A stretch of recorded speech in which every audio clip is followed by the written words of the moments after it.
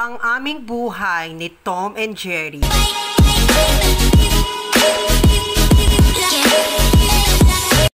Hi guys! Good morning! Since expired ng aking rehistro, samahan nyo ako.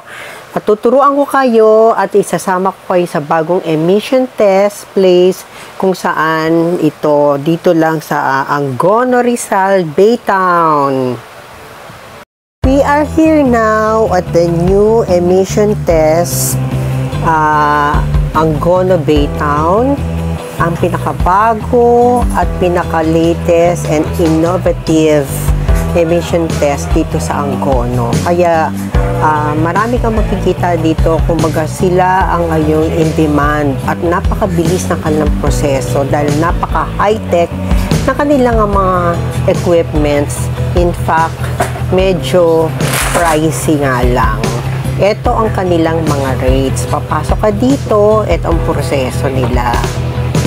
Pumasok ko dito sa office nila at naka-indicate dito ang mga rates nila ng long vehicles, motor vehicles, and public utility vehicles.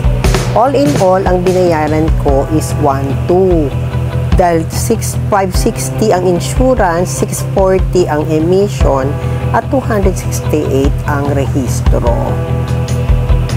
Ngayon, paupo tayo dito para maghintay at maya-maya ay tatawagin ka. Habang nakaupo ako at naghihintay, maya-maya tinawag ako dahil meron silang concern. Eto si Kuya, napakabait nito ni Kuya Guard. Lagi ko siyang kakwentuhan. Kaya lang, merong problema.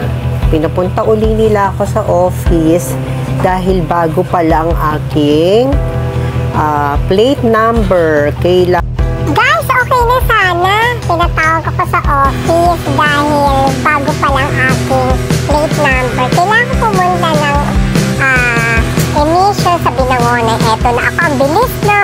Kailangan i-reinsert ang aking bagong plate number. Madali lang ang proseso at mura lang.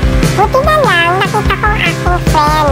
Kaya siya nagbayad ng aking rehistro na nag-cost lang ng 200 something.